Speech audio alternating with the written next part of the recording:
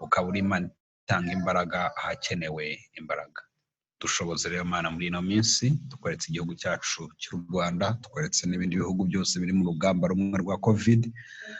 Ukomeze uha abayobozi bayoboye abantu bawe muri iyi si gufata imyanzuro ikwiriye, kandi uhe n'abantu bawe kumvira no kugira inama yo gukora ibikwiye mu gihe gikwiriye. Data, COVID igaragara biteye ubwoba.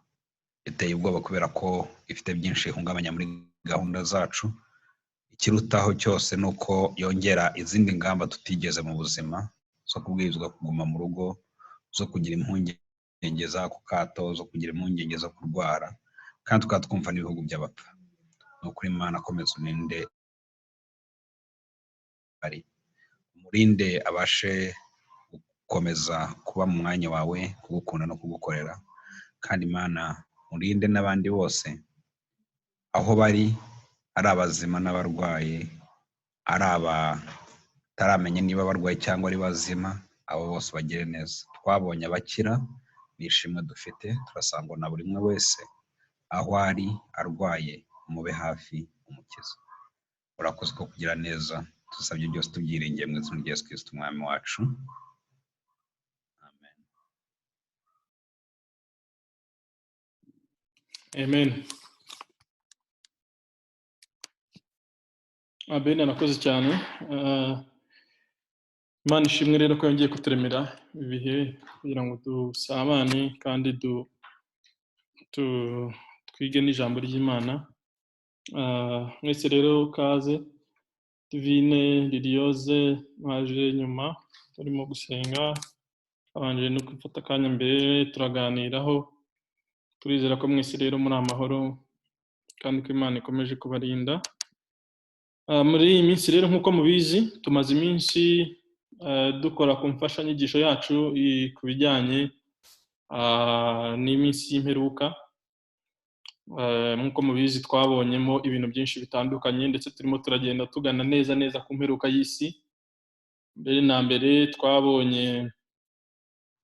twahereye ku bijyanye n'urupfu rwo mu buryo bw'umubiri.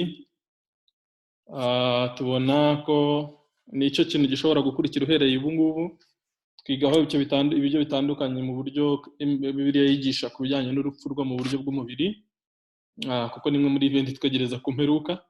Hanyuma icya kabiri twiga ibijyanye no kuzamurwa kw'itorero cyangwa rapture. Tubona yuko ku munsi no ku isaha tutazi, igihe icyo ari cyo cyose uhereye ubu ngubu itorero rishobora kuzamurwa. Tubona ko Kristo ubwo azaza gutwara itorero rye, azaza nk'umujura, ni ukuvuga nyine ko azaza atunguranye, kandi ko icyo gihe azahagarara ku bicu avuza impanda, abapfuye bazahazuka, abapfuye muri Kristo bazuke, hanyuma abazaba bakiriho nabo kuri icyo gihe nabo bazahindurwe bashya, cyangwa se bahabwe imibiri mishyashya, noneho bahure n'umwami mu kirere, bajye kubana nawe basubirane mu ijuru. Tubona ko ndetse icyo gihe Yesu atazigera akandagira ku isi, kandi tubona ko abatejejwe batazamubona, batazamureba. Icyo gihe rero nicyo twise kuzamurwa kw'itorero. Nyuma yaho twabonye ko itorero nirimara kuva ku isi hazabaho igihe cy'imibabaro ikomeye. Mbere na mbere igice cyakurikiyeho ni ikijyanye n'imanza z'abizera, cyangwa se ibyo twise imanza zo mu nzu y'Imana. Twabonye ko abizera bazajya imbere y'intebe y'imanza ya Kristo, abazaba batwawe nyine mu ijuru, hanyuma bagacibwa imanza zikurikije ibyo bakoze bakiri hano ku isi, zijyanye n'imirimo bakoze, ndetse hagatangwa n'ingororano, hagatangwa n'amakamba. Noneho nyuma yaho tubona yuko hano ku isi hazabaho igihe cy'imibabaro ikabije, cyangwa se imibabaro ikomeye cyane. Muri icyo gihe, nyuma y'uko itorero rivanywe ku isi, tubona bizaba muri iyo mibabaro. Tubonamo ko noneho Antikristo azahishurwa, nuko azakora ku mugaragaro, nuko azatoteza abantu bose bazashaka kwizera. Tubona ko kandi mu gice kimwe cyo muri iki gihe cy'imibabaro ikomeye aribwo Abisiraheli bazihana, bagahindukira bakizera umwami Yesu. Tubona yuko abazizera ari Abisiraheli n'abanyamahanga bazatotezwa cyane na antikristo. Tubona noneho yuko muri iki gice cy'imibabaro ikomeye cyane mu gihe kingana n'imyaka 7 cyangwa se icyumweru cya 70 cy'ubuhanuzi bwa Daniel, nkuko twabibonye muri Daniel ibice 9, tubona ko igice cyamo hagati imyaka 3 n'igice, tubona ko isi izagurwamo n'ibyago byinshi cyane. Tubona n'abahamya babiri bazaza muri icyo gihe bagahanura icyo gihe cy'imyaka 3 n'igice, bakaza kwicwa ariko Imana ikabazura ikabatwara. Tubonamo ubushize twabonyemo ko iki gihe cy'imyaka ikomeye, cy'imibabaro ikomeye kizarangizanya no kuza kwa Kristo cyangwa se no kugaruka kwa Kristo aje kwima ingoma ye. Ikindi twabonye ibijyanye n'ubukwe bw'umwana w'intama. Ndumva kwa gatatu ariryo somo twari turiho. Tubona ko hafi ku iherezo ry'iki gihe cy'imibabaro ikomeye cyane mu ijuru hatubona impundu, tubona ababishima bati ubukwe bw'umwana w'intama burasohoye, hawe imyambaro myiza yo kwambara. Twahereye mu byahishuwe, twari tugeze ku byahishuwe ibice 19, ndumva nk'60 ya mbere niho twagarukiye, tubona ibijyanye n'ubu bukwe bw'umwana w'intama. Tubona ndetse yuko nuko itorero rizabana na Kristo iteka ryose. Tubona kurabagirana kwaryo nka Yerusalemu nshyashya. Byose twarabibonye, naho ngaho twasoreje. Dukurikije rero iyi mfashanyigisho, twabonye yuko nyuma y'iki gihe hazazaho tugiye kuribona ikindi tutarabona kijyanye no kuza kwa kabiri k'umwami Yesu, the second coming, cyangwa se kugaruka kwa Yesu Kristo. Twabonye ko Yesu Kristo yaje bwa mbere hano ku isi, ariko aza aciye bugufi, aza ari umukene, aza ari umuntu uri hambo, aza ari umuntu udafite igikundiro, udafite ubwiza, ari umuntu abandi bima amaso, aza rwose ari umugaragu w'imbata. Ariko tubona yuko Bibiri tubwira ko azagaruka noneho aje nk'umwami, aje mu bwiza bwe. Icyo gihe rero nibyo tugiye kurebaho noneho nka event ikurikira ibyo tumaze iminsi tureba.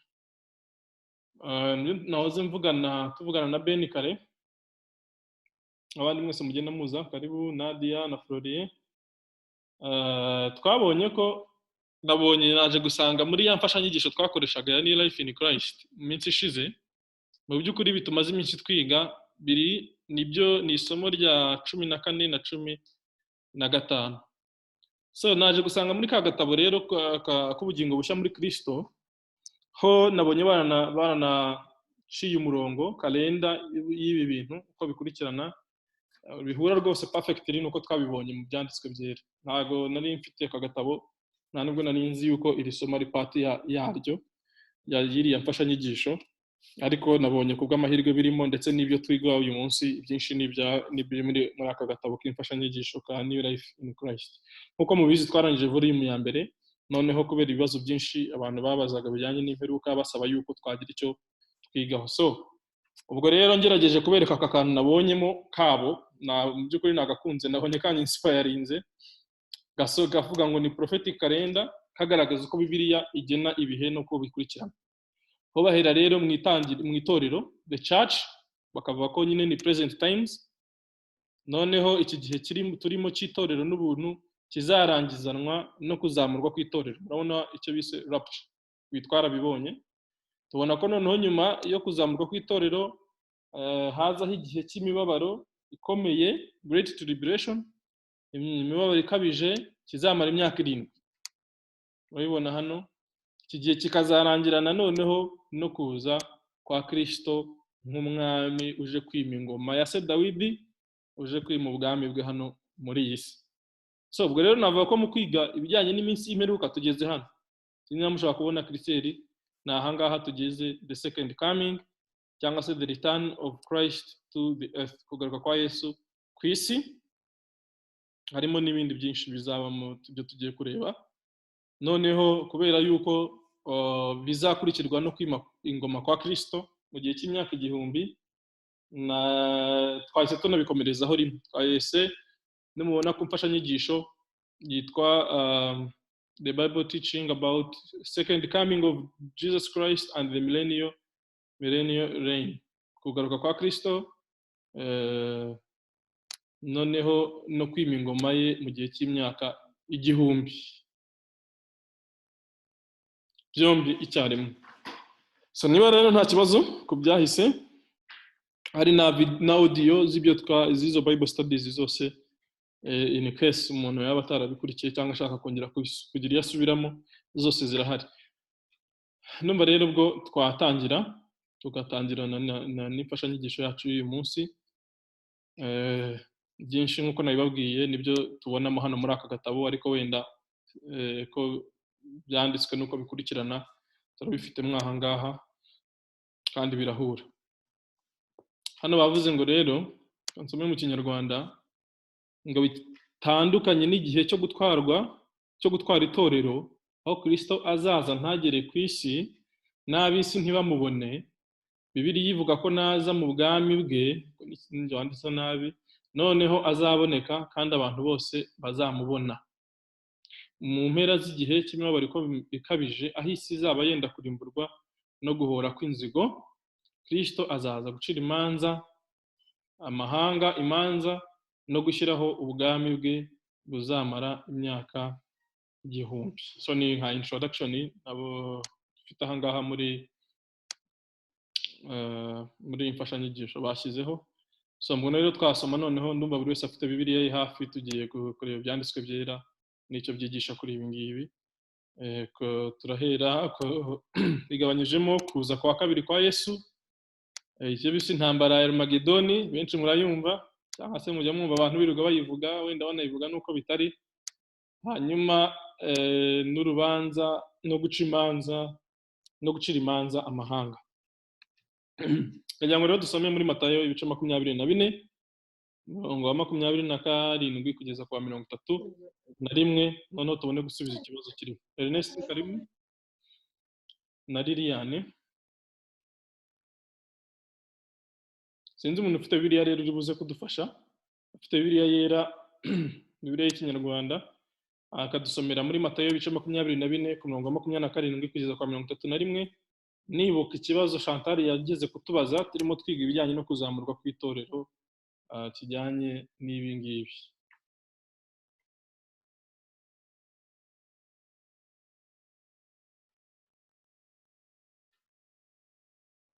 Nindi ufite Bibiliya ngo dusomere Matayo 24 umurongo wa 27 kugeza kwa 31.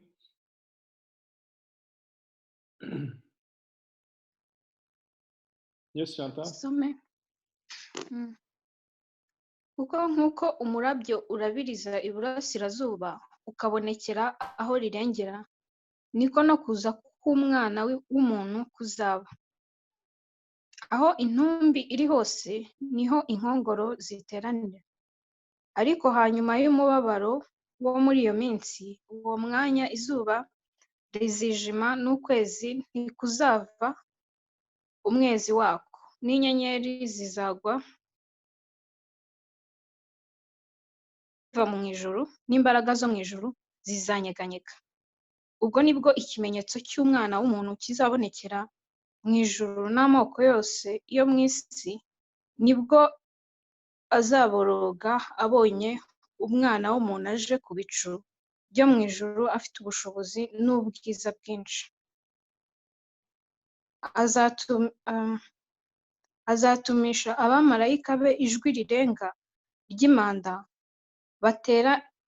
bateranye intore ze mu birere bine, uhereye impera y'ijuru ukageza iyindi mpera yaryo. Uko bizamera, okay, ndumva ari aho. Okay, urakoze cyane. None rero kuri icyo kibazo cyangwa se kuri ibyo byanditswe dusomye, barimo baratubaza ngo ni kuza kwa kabiri k'Umwami Yesu kuzamera gute dukurikije ibyo twasomye umurongo wa 27 kugeza ku 31. How will the second coming of the Lord be like? None bakongera bakatubaza ikindi kibazo ngo niki kizabanziriza uku kuza kwa kabiri, dukurikije imirongo tumaze gusoma. Mwese feel free to contribute, buri muntu wese yumve ko yisanzure, agira igitekerezo cyangwa icyo ushaka kudusangiza, ushobora gushyiraho mikoro cyangwa se ukazamura ikiganza kuri mikoro tugahita tubibona. So ikibazo kirabaza ngo ni iki kizabanziriza kuza kwa Kristo, ese kuza kwe kuzaba kumeze gute? Ni ibibazo bibiri ariko umuntu ashobora gufata nk'aho ari n'ikibazo kimwe dukurikije ibi byanditswe tumaze gusoma.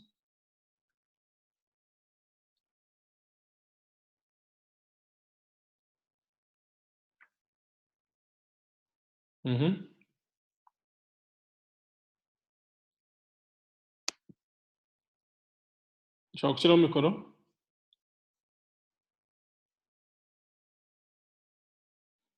cyangwa se ukandika no muri commentaire. Ikibazo kirabaza ngo ni iki kizabanziriza uku kuza kwa kabiri? Icya kabiri, what will precede, not proceed, precede ni iki kizabanziriza uku kuza kwa kabiri kandi kuzaba kumeze gute? Yes, Chantal? icyo mbona bari kuvuga muri iyi mirongo, ku murongo wa 27 bavuga ko kuza kwe kwa kabiri kuzaba kumeze nk'umurabyo, burabiriza iburasirazuba ukabonekera aho rirengera. Ikindi kibazo, ikizabanziriza kuza kwe ku murongo wa 29 ni wa mubabaro n'ubundi twize ngo hanyuma y'umubabaro wo muri iyo minsi berekana ibizakurikira. Yego, nta kindi, nta wundi muntu ufite icyo yongeraho?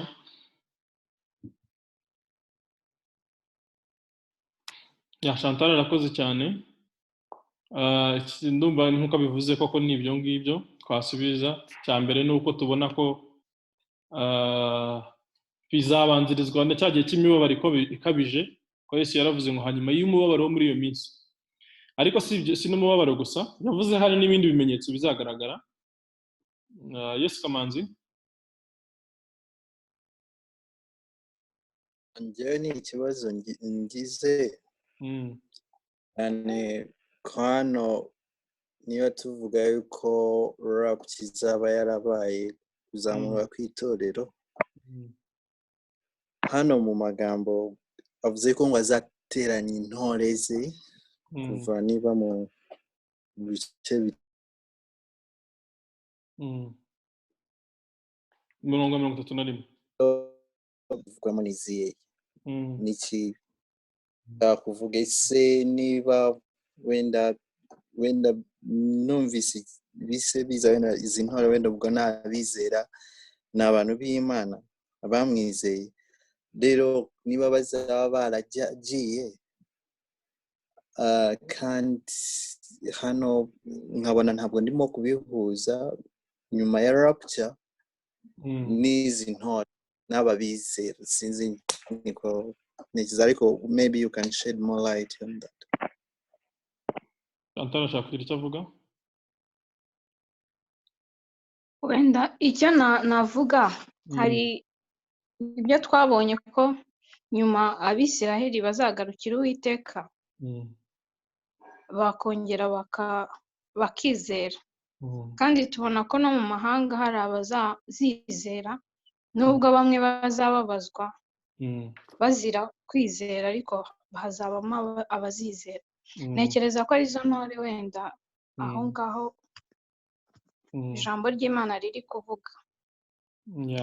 Turanabibona no mu bindi bibazo biza gukurikiraho, ko nyine ntabwo itorero rimaze kuva mu isi bivuze ko abantu batazongera kwizera, ahubwo hari n'abazahita bavuga bati siko bya bintu bavugaga koko ari byo, kuko nk'uko twabibonye ntabwo hari abantu benshi bazanga gufata ikimenyetso kiriya nyamaswa cya Antikristo, bakanga no kuramya na kiriya gishushanyo cyiwe, kandi bakanicwa. Ahubwo turaza no kubibona nabyo byose, turagenda tubibonamo bijyanye n'abizera bazaba bahari.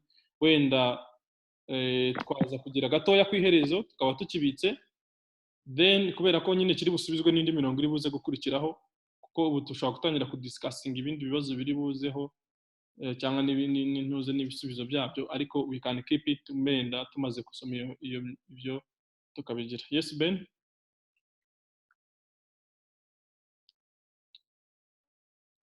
Urakoze. Rakoze wadufashe gusoma. Ikindi kimenyetso mbonamo no shama reduce the volume. Sorry. It's okay. Ikindi kimenyetso tubonamo nuko izuba rizijima n'ukwezi nikongera gutanga umucyo wako, aho ni ku murongo wa 29. And the stars will fall, n'inyenyeri zikagwa, the heavenly body will be shaken. Yeah. So naho harimo ikindi kimenyetso gikomeye cyane.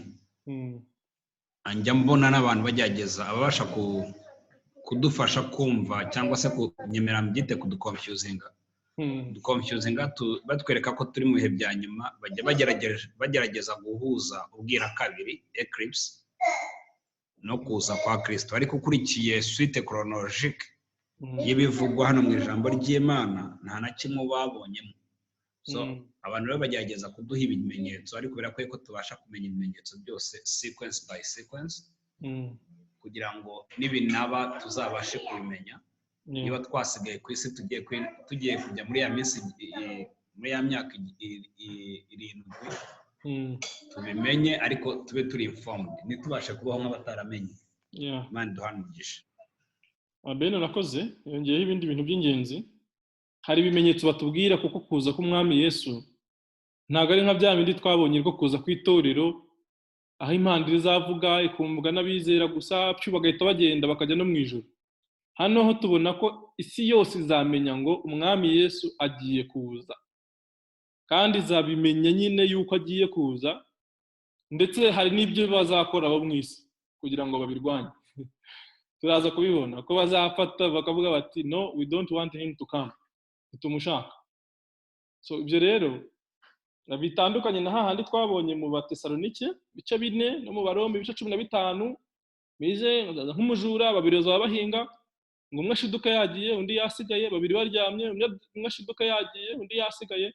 Naho kugaruka k'umwami Yesu kwa kabiri ko bitandukanye nabyo. Ntekereza ko na introduction waduhaye hejuru hano wenda twaristinga ibimenyetso bavuze. Cyambere nuko bizabanzirizwa nyine n'imibabaro ikomeye cyane itarigeze ibaho, ari nayo nyine ivugwa sequence by sequence kuva muri Byahishuwe ibice 6 kugeza ku bice 18 twarabibonyemo by'ingenzi. Kandi iyo mibabaro izabitewe n'Imana ubwayo, ari yiteruye uwo mubabaro ikabikora igamije guhora inzigo cyangwa se nyine wa munsi w'umujinya w'Imana. So bizafata igihe kirekire cyane cyo guhora iyo nzigo no gusuka umujinya n'izo nzabya zose twabonye zizasukwa kuri iyi si. Hanyuma tubona yuko icya kabiri izuba rizijima. Izuba ubundi rihora ryaka ku amasaha 24 kuri 28. Iyo nubwo nk'ubu ngubu twebwe hano turi nijoro, hari ahandi ku isi izuba ririmo riraka. Ikibazo ni ukubera ko nkurikije ibyo twize muri geography, isi irazenguruka. So yegereye ku gice kirebana n'izuba, izuba nyine bwo twe tubona ari ku manywa. Yaba yageze ku gice kitarebana naryo hakijima, ariko ubundi izuba ntirijya rihagarira kwaka na rimwe. Ariko tubona ko mbere y'uko umwami Yesu aza, izuba ubwaryo nk'iriya rizazima.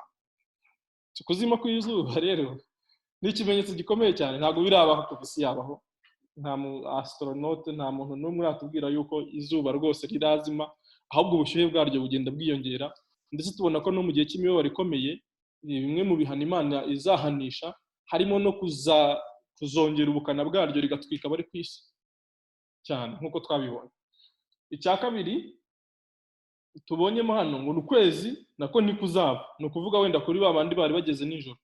Ibi byo birumvikana scientifically kuko ukwezi kuzimye, izuba rizimye nkuko tubizi, n'ukwezi kwahita kuzima. Kimwe n'ingaruka y'ikindi, kubera ko ntago bishoboka ko kuko ukwezi nta mucyo kugira, ahubwo izuba riramurika hanyuma ryamurika ku kwezi, kubera ko ukwezi kumeze nk'indorerwamo kubonerana, kukareflectinga wa mucyo w'izuba, tukavirwa n'ukwezi ariko wari urumuri rw'izuba.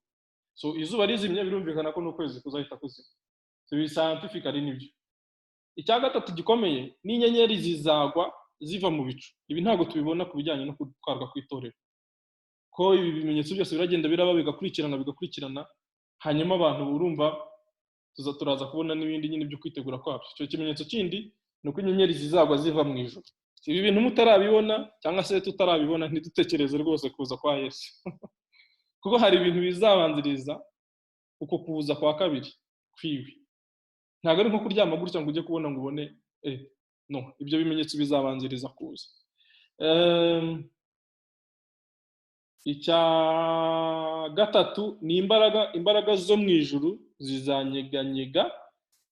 Ntabwo nzi imbaraga zo mu ijuru mu by'ukuri zizanyeganyega, niba ari izo ku bicu, niba ari iki, I don't know. Wenda umuntu yareba nko mu Cyongereza ku murongo wa 29, 24, 29 uko bavuga, the powers of the heavens will be shaken.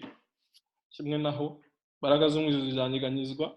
Ibyo ni ibimenyetso bikomeye cyane by'imbaraga bigaragaza nyine kuza k'umwami, ko hari umwami noneho ugiye kuza. None ikindi batubwiye kizakurikiraho muri uyu murongo twabona ni uko ikimenyetso cy'umwana w'umuntu kizabonekera mu ijuru. There is a sign kizaboneka ku bicu. Hari ikimenyetso kizaboneka mu bicu ngo cy'umwana w'umuntu. Ikindi ibindi birabisubizwa wenda n'ibyo turi buze kugira, ariko byose turabisoma aha ngaha, amaboko azaboroga n'ibiki n'ibiki. Hano yatubajije umurongo,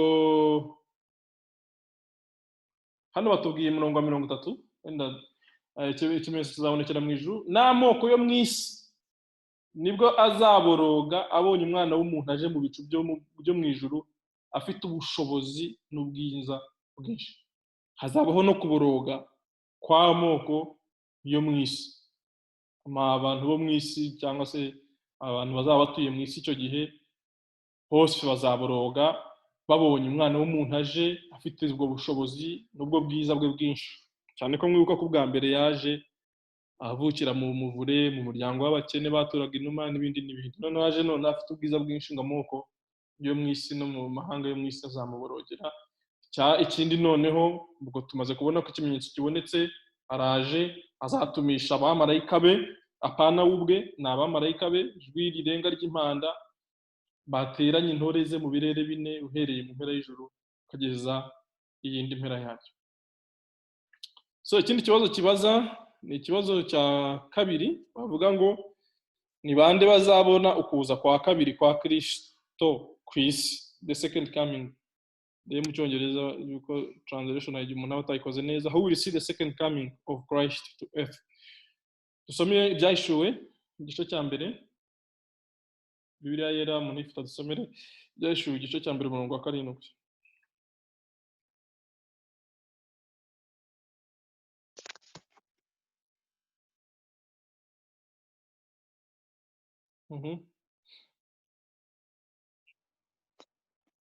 Umurongo wa 7 aravuga ngo dore arazana n'ibicu kandi amaso yose azamureba, ndetse n'abamucumise nabo bazamureba, kandi amoko yose mu isi azamuborogera. Nanone amen. Amen. None batubaza ngo dukurikije ibyo twasomye kuri uyu murongo wa 7 ngo who will see the second coming of Christ, ninde uzabona ukuza kwa Yesu Kristo, ninde uzabonesha amaso ya Yesu aje rwose agarutse kwima ingoma ye. Dukurikije ibyo twasomye muri uyu murongo nicyo barimo batubaza aha ngaha muri iyi ntuzi.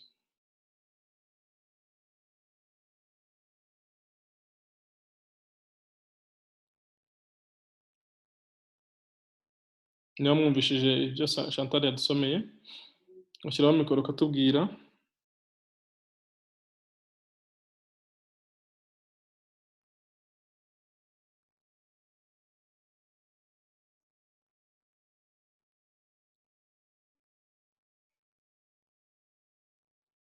Iki kibazo nticyoroshye kugisubiza koko. Who will see the second coming? So ushatse, it's simple. Ushatse wavuga uti everyone, buri wese, kuko dusomye nyine ibyanditswe hano ngo ndabisubiza kugira ngo tugaining time. Ariko umurongo wa 7 nyine urabisubiza ngo buri wese amaso yose azamureba. Yes Ben.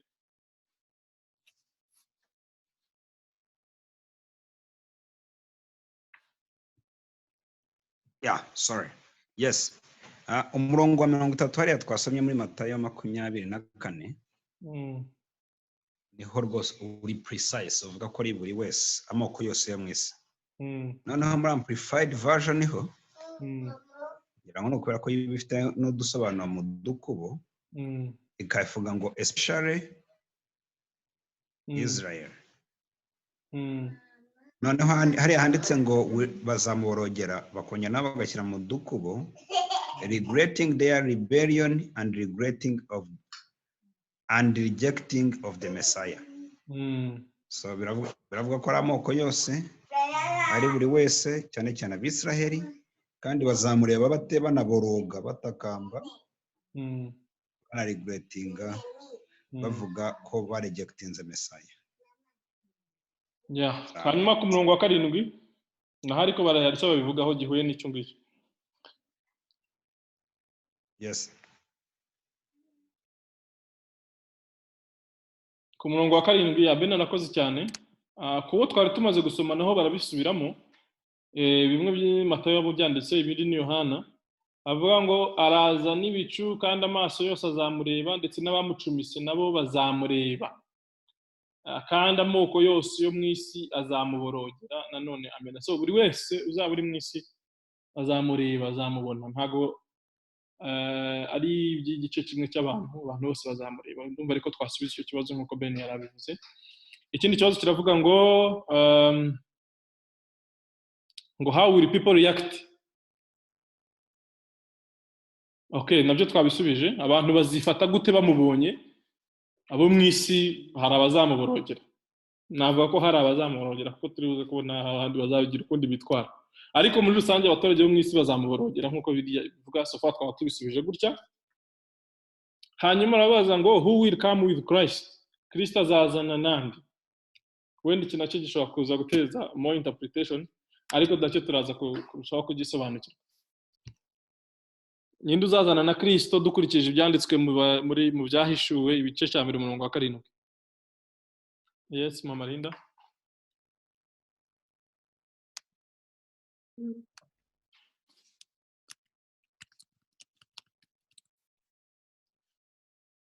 Hello? Hello. Hello? Oui, turakumva none. Turakumva. Okay. Na connection yari yacitse. Sorry. Dukurikije twarimo tuvuga ngo dukurikije icyo batubwira mu byahishuwe igice cya 1 umurongo wa 7 ngo abantu bo mwisi bazareactinga gute babonye kuza k'umwami Yesu. Icya kabiri bakatubaza ngo azazana nande kuko birasa naho atazaza wenyine.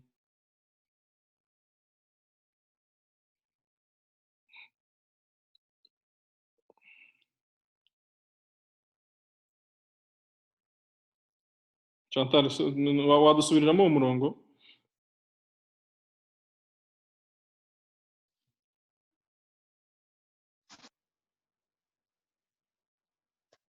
Aravuga ngo dore arazana n'ibicu kandi amaso yose azamureba ndetse n'abamucumise nabo bazamureba kandi amoko yose yo mu isi azamuborogera.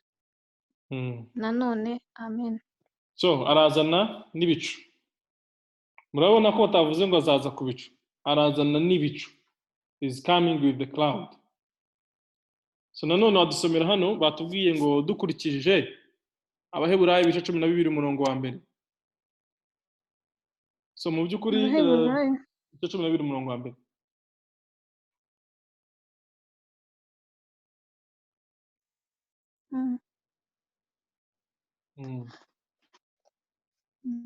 Aravuga ngo nuko natwe ubwo tugoswe n'igicucu cy'abahamya bangana batyo twiyambure ibituremerera byose n'icyaha kibasha kutwizingiraho vuba dusiganirwe aho dutegekwa kwihanganya.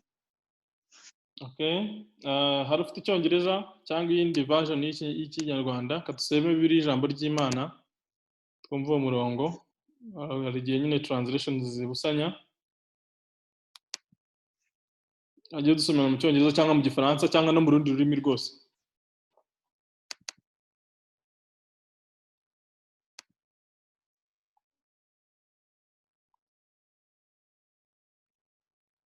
Abaheburayo 12 kangahe? Umurongo wa mbere.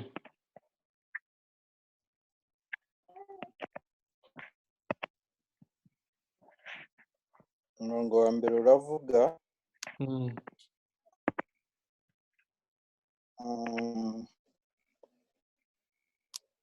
therefore, since we are surrounded by so great cloud of witness, let us also lay aside every weight and sin which clings so closely, and let us run with endurance the race that is before us. Amen. N'umurongo wa mbere. Yego. Umurongo wa mbere barimo batubwira hano ngo umwanditsi w'Abaheburayo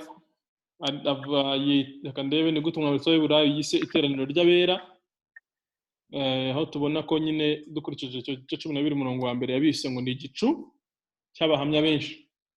Ari yabyise igicucu ariko ntago ari byo. Muri literal translation yavuze igicu cy'abahamya, the cloud of so great but so great a cloud of witnesses. Ni imbaga mu by'ukuri yo kuvuga ni imbaga y'abahamya. So rero abantu benshi bavuga ko nanjye niko mbitekereza, ni nako mbibona, yavuga ngo arazana n'ibicu, ntago ari kuvuga ko azazana n'ibicu byo hejuru, ahubwo azazana n'abizera Yesu Kristo. Akaba tubona ko ari imvugo akenshi yakunze gukoreshwa mu kuvuga the assembly of the saints, especially departed saints. So when he comes back, he's coming with the saints. Babandi yatwaye ubwazabaje bwa kabiri azazana nabo. Nicyo bavuga hano mu Baheburayo ibice cya mbere umurongo wa 7 niko mbibona. Yesterday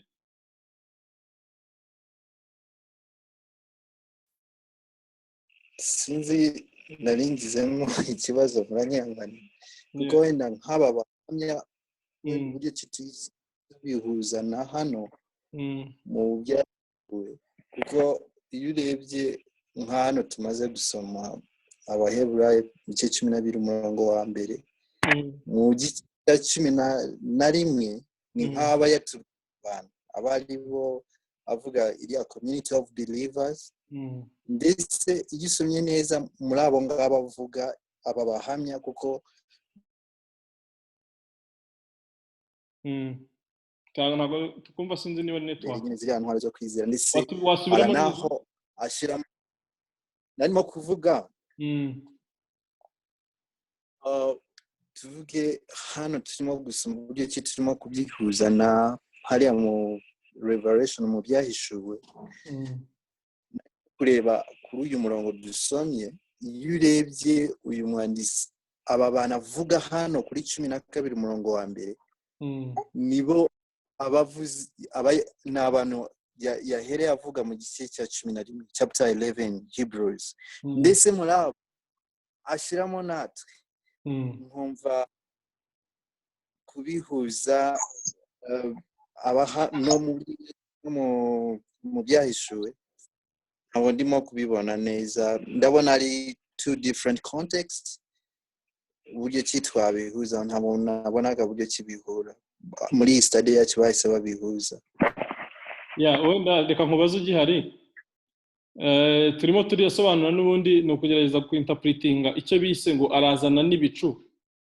Iyo usomye wowe ibyahishuwe igice cya mbere umurongo wa 7 aho bavuga ko Kristo azana n'ibicu, wenda abo babihuje nari mvuze giye aho babishingiye uko mbibona ni tamu ibicu yakoreshejwe, ariko ababona ko ari terime iri ni metaphore, nko kuvuga arazana n'iteraniro.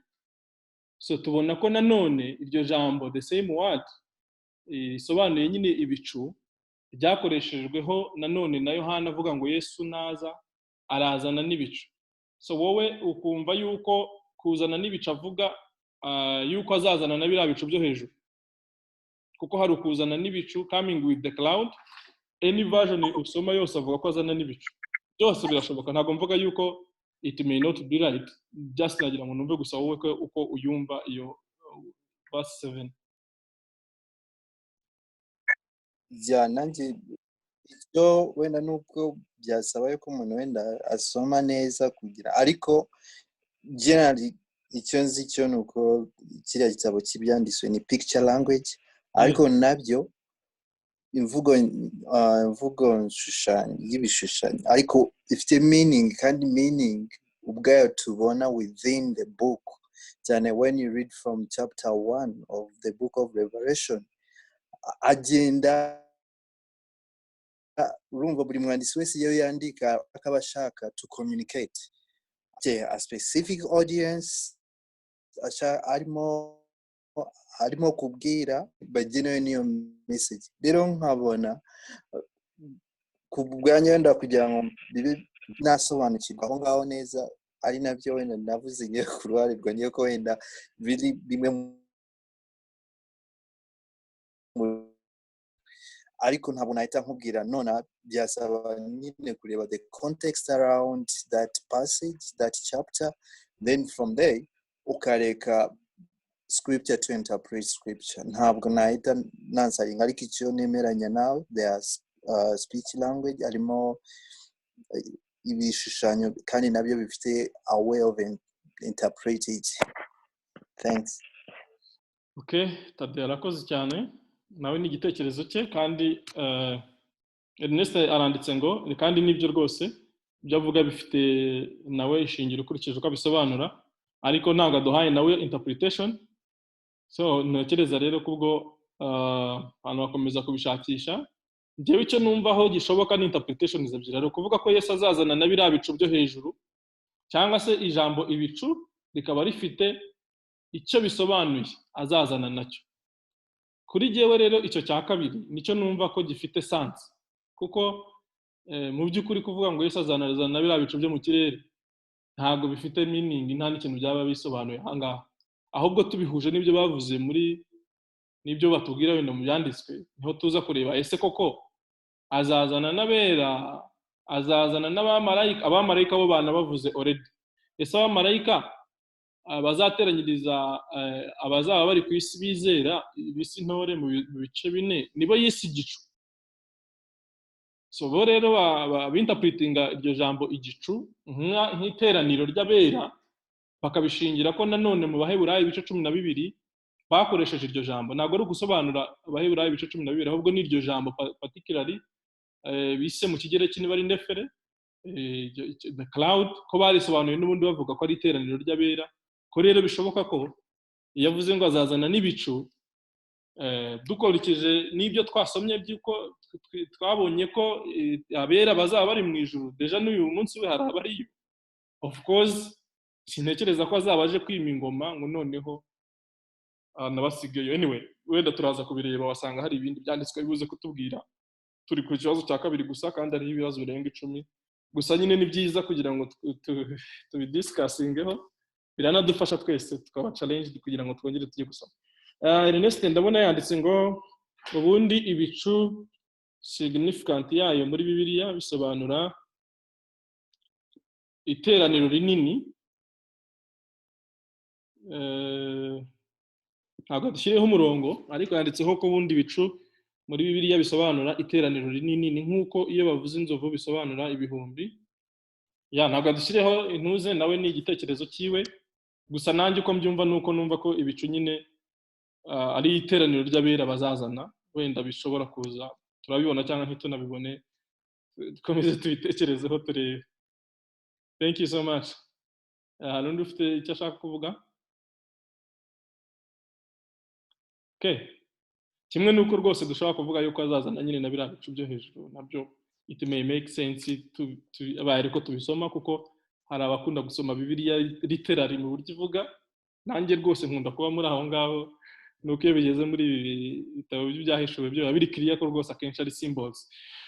So kadukomeze baratubwiye ngo noneho turacyari kukuza kwa kabiri k'umwami Yesu kugaruka k'umwami Yesu cyangwa se kuza kwa kabiri kuko yigeze kuza n'ubundi ngo reka dusome ibyahishuwe ibyo 19 murongo wa 11 tugeze kwa 21 bakongera ukadusomera cyangwa ufite Bibiliya dusomere ibyahishuwe 19 mwibuke yuko ubushize twasoreje ibice cya 6 kugeza ku cya 18 twarabisomye, even na 19 kugeza ku murongo wa 10 twarabisomye ku bukwe bw'umwana w'intama w'Imana. So tugiye gukomereza aho ngaho rero nanone ku byahishuwe, nekereza ko nyine bizanangirana na 21 na kabiri ya ibyahishuwe 19 umurongo wa 11 kugeza kwa 21.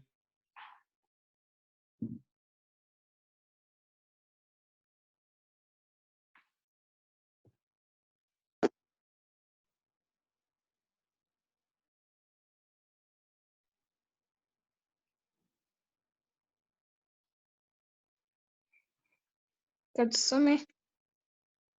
Mbona ijuru rikinguye kandi ngiye kubona mbona ifarashi y'umweru, uhetswe nayo yitwa uwo kwizerwa kandi n'uw'ukuri. Niwe uca imanza zitabera, akarwana intambara zikwiye. Amaso ye ni ibirimi by'umuriro, no mu mutwe we afite ibisingo byinshi, kandi afite izina ryanditswe ritazwi n'umuntu wese keretse we wenyine. Yambaye umwenda winitswe mu maraso, kandi yitwa Jambo ry'Imana. Ingabo zo mu ijuru ziramukurikira zihetswe n'amafarashi y'imyeru, zambaye imyenda y'ibitare myiza yera kandi itanduye. Mu kanwa ke havamo inkota ityaye, kugira ngo ayikubite amahanga. Azaba yaragize inkoni y'icyuma. Yengesha ibirenge mu muvure w'inkazi y'umujinya w'Imana ishobora byose. Kandi ku mwenda we no ku kibero cye afite izina ryanditsweho ngo Umwami w'Abami, ni umutware utwara abatware. Mbona marayika ahagaze mu zuba, arangurura ijwi abwira ibisiga byose biguruka mu kirere ati, nimuze muteranire kurya ibyo kurya byinshi Imana ibagaburira. Murye intumbi z'abami n'iz'abatware b'ingabo n'iz'ab'ubushobozi n'iz'amafarashi n'iz'abahekwa nayo n'iz'abantu bose, ab'umudendezo n'ab'imbata, aboroheje n'abakomeye. Nuko mbona ya nyamaswa n'abami bo mu isi n'ingabo zabo bakoraniye kurwanya uhetswe na ya farashi n'ingabo ze. Iyo nyamaswa ifatwa mpiri na wa muhanuzi w'ibinyoma wakoreraga ibimenyetso imbere yabo, akabiyobesha abashyizweho ikimenyetso cya ya nyamaswa n'abaramya igishushanyo cyayo. Nawe afatanwa nayo. Bombi bajugunywa mu nyanja yaka umuriro n'amazuku ari bazima. Abasigaye bicishwa inkota ivuye mu kanwa k'uhetswe na ya farashi. Ibisiga byose bihaga intumbi zabo. So kadusubize noneho ibibazo. Baratubwira ngo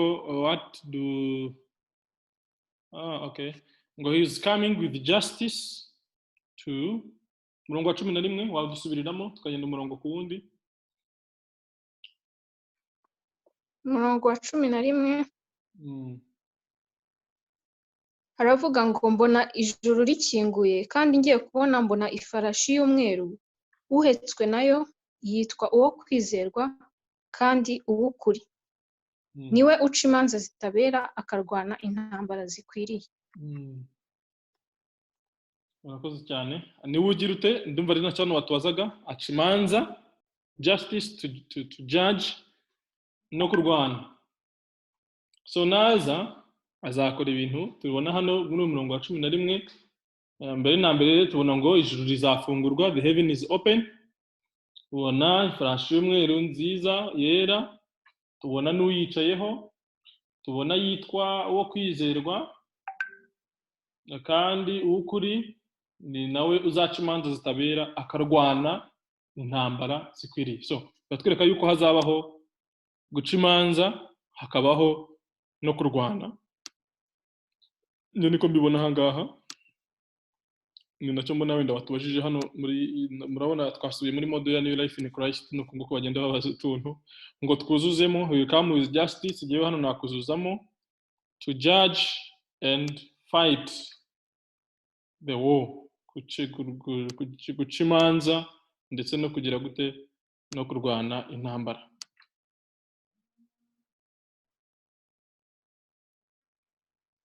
Imanza no kurwana intambara. None ikibazo gikurikiraho kirabaza ngo ngo nuwuhe muvure, niki yasazengera mu muvure? Sinzi by'umuvure batubwiye, badushyiriye umurongo wa 15. Niki azengera mu muvure? Ngo which vine press will Christ trade? Umurongo wa 15. Umurongo wa 15 reka musubiremo. Aravuga ngo mu kanwa ke havamo inkota ityaye kugira ngo ayikubite amahanga. Azayaragiza inkoni y'icyuma. Azayaragiza inkoni y'icyuma, yengesha ibirenge mu muvure w'inkazi y'umujinya w'Imana ishobora byose. Murakoze cyane. So turabona yuko icyo azengesha muri uyu muvure, ibirenge bye azengesha muri uyu muvure w'inkazi y'umujinya w'Imana. Azengesha ibirenge mu muvure w'inkazi y'umujinya w'Imana ishobora byose. So ibijyanye n'umujinya cyangwa se igihe cyo guhora inzigo twarabibonye. Cyongereza bavuze ngo he traded the wine press of the fierceness and wrath of Almighty God. So twabonye iby'imbabazi tubimazemo n'igihe kinini cyane, then tumaze n'iminsi twiga ku bijyanye n'umujinya, ko hari igihe Imana izasuka umujinya wayo wo guhora inzigo yabitse igihe kirekire kandi ngo yihanganiranye kubera imbabazi zayo, ariko igihe cyageze cyateganyijwe n'ikigera Imana izasuka uwo mujinya. Tubona Yesu rero batubwira ko naza uwo mujinya w'Imana ngo azengesha ibirenge bye mu muvure wawo, ni nko kuvuga ko azawutegura cyangwa se ubundi mu busanzwe nyine benga ibitoki bagira ngo babone uwo mutobe. So ibyo azakora nabyo bijyanye no gushyira mu bikorwa uyu mujinya w'Imana, niko nabibona hano muri uyu murongo wa 15. Ikindi batubwiye ngo mu buryo bunyuranye n'ubwo, dusome ku Cyongereza. In contrast, for the just, the second coming is a time for rejoicing, which signals the end of Antichrist's reign and the beginning of a reign of justice. Okay, iki ni ikindi kibazo batubazaga ngo ninde ukwiriye kuzagira ubwoba. Ntago baduhaye umurongo, nabyo twabibonye ko nyine amahanga azaboroga n'ibiki bazaba batuye ku isi, ariko hasi baratubwira ngo abatizera nibo bakwiriye kuzaboroga, kubera yuko kubizera azaba ari iherezo ry'ubwami bwa Antikristo ukuweho, hagiye kubaho noneho ubwami bw'amahoro n'ubutabera. Noneho bakatubwira ngo umurongo wa 11 n'uwa 16 byita Kristo gute? Umurongo wa 11 n'uwa 16 byita Kristo gute?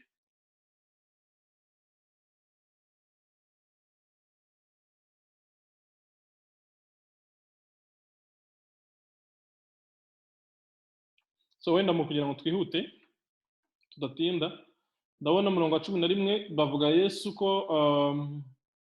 baravuze ngo mbere yitwa uwo kwizerwa, ka kabiri baravuga ngo n'uwukuri, gatatu ukwizerwa n'uwukuri. Umurongo wa 16 bavuze ngo afite izina ryitwa umwami w'abami n'umutware utwara abatware. So aje mu kuza kwe nyine aje ari umwami w'abami n'umutware utwara abatware, ari uwo kwizerwa kandi ari uw'ukuri. Mwibuka icyo twabonye ku kuza kwa mbere, umwana w'umukene w'umubaji mu kavure adafite naho bamuryamisha. Ka kabiri noneho baratubwiye ati dore aje ari umutware utwara abatware, ari umwami w'abami.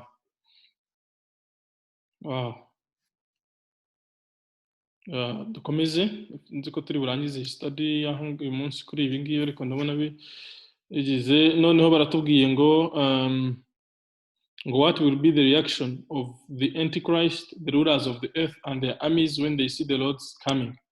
Mwibuka yuko muri cya gihe cy'imibabaro izabanziriza kuza kwa Yesu, antikristo azaba yarahishuwe kandi azaba ayoboye ubwami bwose bwo mu isi. Twarabibonye mu byahishuwe ibice 13 uko antikristo aza, ndetse twabonye yuko hazaduka n'umuntu n'umunyamadini ukomeye cyane gukora ibitangaza, akamanura umuriro mu ijuru, umuriro ukagwa hasi.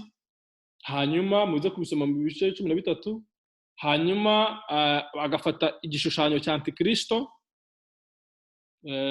akagishyira mu nzira, sinzi bwo azagishyira ahantu mu mujyi wenda aho abantu batureba, I don't know, ko batubwira ko azafata igishushanyo cye agategeka abantu bose kukiramya, kandi ko uwo muntu ukora ibitangaza bikomeye azaha icyo gishushanyo ubushobozi bwo kuvuga no guhumeka, akagiha n'ubushobozi bwo kwica umuntu wese wanze kukiramya no kumutoteza. So urumva rero ko hari antikristo, hari n'uwo bise false prophet, umuhanuzi w'ibinyoma. Abo bose ni abantu tubona yuko bazaba bahari bayoboye isi. Umwe azaba kandi uwo muhanuzi w'ibinyoma azaba ashishikariza abatuye isi bose kuramya antikristo no kuramya iki gishushanyo cyiwe. Ibyo byose twarabibonye muri cya gihe cy'imibabaro ikomeye nk'ibintu bizaba bibanziriza kuzagaruka k'umwami Yesu. None baratubwiye ngo reaction ya antikristo, nihe myitwarire antikristo, abatware b'isi n'ingabo zabo bazagira nibabona kuza kwa kabiri kwa Kristo. Wakongera ukadusomera ibyahishuwe umurongo wa 20 niho baduhaye.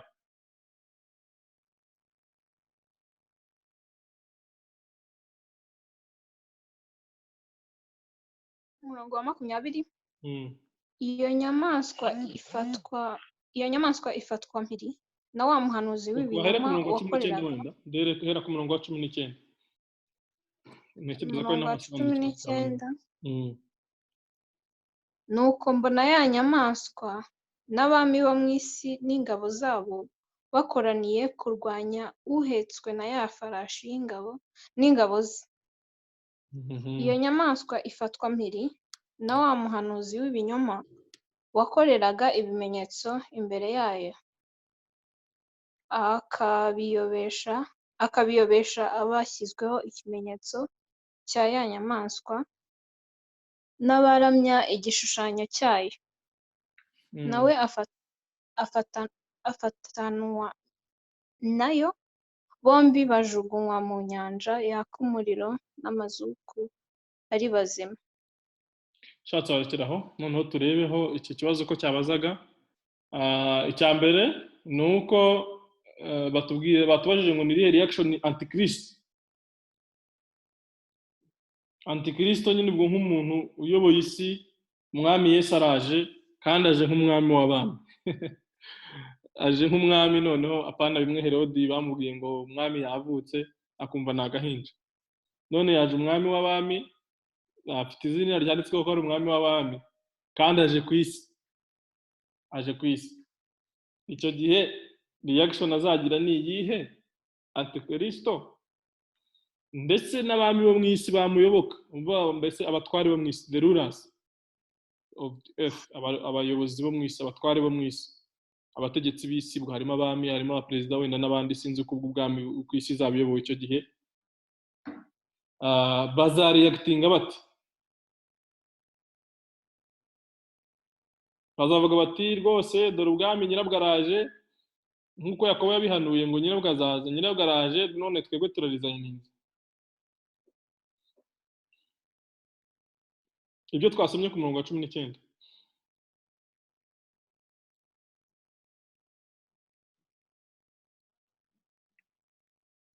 Icyo ndi kubona kuri uyu murongo wa 19 ni uko bazakoranira hamwe kurwanya Kristo, abami ndetse n'iyo nyamaswa. Bazagira reaction yo kumurwanya. Bazagira resistance. Yesu naza aje kwima ingoma ye,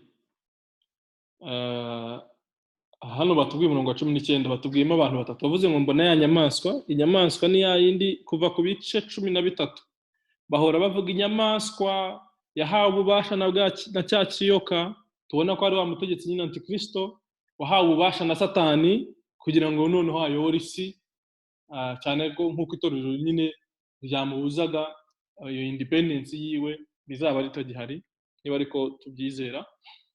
Hanyuma uyu nyamaswa ikomezwa kugenda ivugwa niba mwibuka uko ari nayo nyine itanga n'umubare na cya kimenyetso cya 666 ari nawo mubare w'iyo nyamaswa na cya gishushanyo byose.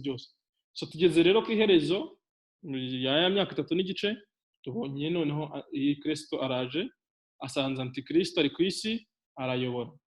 So batubwira ngo ya nyamaswa ngo antikristo ngo n'abami bo mu isi, no kuvuga nyine abayobozi bayobora ibihugu. Murabizi wenda nuko Yohana byandika icyo gihe hari hariho umwami w'abami, habagaho nyine ubwami bw'abaroma nibwo bwari buriho, wenda nabyo tuza kubona nitubona akanya. So habagaho umwami w'abami akabiroma, hakabaho ariko n'abami bagenda bayobora ibihugu. Murabizi ba Agripa na ba Herodi n'abandi barayoboraga nyine mu bihugu byabo, ariko bari munsi y'ubutware bwa Herodi bwa Emperor, umwami w'abami wayoboraga abaroma. So hari antikristo uyobora isi, ngo hakaba n'abami, hakaba n'ingabo zabo, uvuga igisirikare ingabo zabo. Babona Yesu aje ku bicu, ntekereza ko bazakoresha tekinoloji zabo nyine nuko basanzwe bakora, bazakoresha ibitwaro bya kirimbuzi, I don't know. Ariko batubwira yuko batazasarendaringa, ahubwo bazahagarara kugira ngo barwanye uhetswe na ya farashi. Ifarashi bayitubwiye hehe? Bayitubwiye ku murongo wa 11 batubwira ngo uhetswe nayo yitwa kwizerwa kandi w'ukuri. Bakomeza bamutubwira ko mu kanwa ke havamo inkota ityaye kugira ngo ayikubite amahanga. Murabibona ko nawe yaje yiteguye abizi yuko bazamurwanya. Noneho ku murongo wa 19 bitegura kurwanya uhetswe na ya farashi n'ingabo ze. Murabona ko Yesu ntabwo azaza wenyine. Ntekereza ko izi ngabo ze nazo zishobora kuba ziri muri bya bindi bisizije, ntabwo batubwiye izi ngabo ze izarizo. Ariko Yesu nawe azazana n'ingabo ze.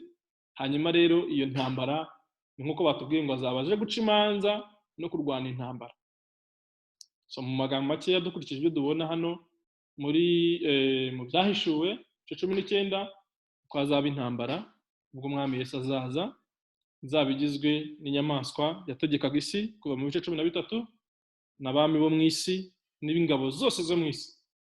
Gufata ingabo zose zo mu isi noneho zizaba ziyungiye hamwe kurwanya umwanzi umwe, nk'uko ubu ngubu mubona isi irwanya iteraniye kurwanya corona. Twese duhuje imbaraga. Just an example, ariko ubundi mu bisanzwe ingabo zo mu isi zirahangana, usanga abangaba bararwana n'aba ntibishimiye abangaba. Ariko bw'icyo gihe wenda yaba ari Abarusiya, yaba ari Abashinwa, yaba ari Abanyamerika, yaba ari Abanyafurika, ufite ingabo wese azavuga ati nyabuneka dufatanyirize hamwe, dore isi iratewe n'umuntu tutazi. So abantu bose bo mu isi n'ingabo zabo zose zo mu isi n'amamiliyoni, abafite ibifaru n'indege z'intambara, I don't know uko bizagenda, ariko bavuga yuko hazabaho intambara, kandi aba bami nibo bazaba bateje iyo ntambara bagamije specifically kurwanya uhetswe na ya farashi, kurwanya Yesu. Aba rero abantu bamwe niyo bajya bita intambara bita ya Armageddon. Ndumva ko wenda zishobora kuba atari ubwa mbere mwayumvishije Armageddon. Ntekereza ko benshi mwagiye muyumva. So iyi ni intambara tubona ahangaha. Turaza no kubona iyindi, ariko reka just tubanze tubone iyi ngiyi nk'imwe muri descriptions zo kuza k'umwami Yesu. So ibi bintu byose rero turimo turareba kuri chapter ijyanye na rapture of the church, mbibutsa ntabwo twigeze tubibona rwose. Tubona just umwami ngo ahagaze azaza ku bicu, noneho ngo avuze impanda, abapfuye bazuke, bahita bagenda bamusanganire, bahure n'abari barapfuye mbere, bajye kubana n'umwami iteka ryose. So bahita bijyanira n'umwami Yesu. Ntabwo tubona baza muri ibi bintu by'intambara, amahanga boroga n'ibindi. Specifically Pawulo abyadressinga mu Bakorinto 15 n'Abatesalonike ibice 4. Uze kwasoma n'ibice bitanu. Ntabwo ibi bintu byose izi details twazibonye. Mubona ko ibi byo bije bimeze ibintu biri dramatic, hari n'ubwoba cyane. So dukomeze turebe intambara none. So none rero intambara irangizwa n'iki? Mwibuke Pawulo yarabivuze mu Batesalonike, aravuga ngo wa munyabugome nahishurwa ngo umwami azamwicisha inkota yo mu kanwa ke. Ibintu by'inkota yo mu kanwa ke tarantu twabisomye mu isomo riheruka. Mushobora gusubira inyuma muri izi materials muraza kubibona. Hariho ikibazo kibaza ngo ninde azicisha inkota yo mu kanwa ke. So hano tubonye rero Antikristo afatwa mpiri ku murongo wa 20. Tubona wa muhanuzi washishikarizaga amahanga kumuramya no gufata ikimenyetso cye. Bombi ni abantu nk'uko twabibonye dushingiye kuri interpretation y'ubuhanuzi marayika yahaye Daniel, aho yamusobanuriye ko inyamaswa ari abami, ari abantu. Tukavuga ngo rero there is no other reason to doubt ko abantu nabo kizaba ari another being ije kuyobora isi itari umuntu, cyane ko tubona ko Satani wazaba asa naho ari ku ruhande, kuko ubutware abayahaye nyine ububasha bwe Antikristo ngo abukoresha. Ni Satani ariko ukorera muri aba bantu babiri, ari umuhanuzi w'ibinyoma, ari nawe kugira ngo basohoze ibyo ngibyo no gutoteza abazashaka kwizera icyo gihe, ngo kubera ko azi ko igihe cyari gitoya. Murongo wa 20 rero tubona Antikristo afashwe mpiri, tubona n'umuhanuzi w'ibinyoma wakoreraga ibimenyetso imbere y'iyo nyamaswa, akabiyobesha abashyizweho ikimenyetso cya ya nyamaswa. Wa mubare uragarutse 666. Hari abashyizweho icyo kimenyetso n'abaramye igishushanyo cyayo. Uyu Antikristo, uyu muhanuzi w'ibinyoma nawe afatanwa nayo. Bombi bajugunywa mu nyanja yaka umuriro n'amazuku ari bazima. Tubonye abantu babiri gusa ko ari bo bajugunywe mu nyanja yaka umuriro ku murongo wa 20. So bano bakatubaza ngo ese izindi ngabo zose, kuko ntago ari abantu babiri bazamurwanya. Twabonye ko kuva kuri kaporari, niba ari iryo peti rya mbere simbizi, kuva kuri private kugeza kuri general, ingabo zose zo mwisi bazaba barimo bararwana. Ikindi kizaba kuri izi ngabo, abandi basigaye bizabagendekera bite? Nicyo batubwiye ngo dusubize dushingiye ku murongo wa 21. Sinzi niba Chantal yaho dusomera murongo wa 21 mu byahishuwe. 21 haravuga ngo abasigaye bicishwa inkota ivuye mu kanwa k'uhetswe na ya farashi, ibisiga byose bihaga intumbi zabo. Mwibuke Yesu aza mu ijuru, bavuze ngo bisiga byo mu isi mwitegure, mugiye kubona umunsi mukuru, mugiye kubona pati murye muhaga. So zangabo zose b'abasirikare bose noneho bicishijwe inkota ivuye mu kanwa k'uhetswe na ya farashi, izo ngabo za Satani. Tubona rero ko ibi ngibi nta nubwo twabyita umunsi w'imperuka nyirizina wo gucira urubanza abo mu isi, kuko icyo gihe ntago tubona ko hazaba intambara, nta nubwo tubona ko abantu bazicishwa inkota, ahubwo bazaza kumujugunywa mu nyanja yaka umuriro muri chapter ikurikiraho. Cliff yashyizeho mikoro, sinzi niba aricyo ashaka kuvuga cyangwa se niba ari mistake. Okay, right. Hari ufite igitekerezo? Turimo turagana ku musozo kuko amasaha yagiye, cyangwa ikibazo? So kadusoza aka gapati kandi barimo batubwira ngo dusomye muri Zakariya, ngo Zakariya adescribinga cyangwa se avuga ate ibijyanye n'intambara, asobanura ate ibijyanye n'intambara.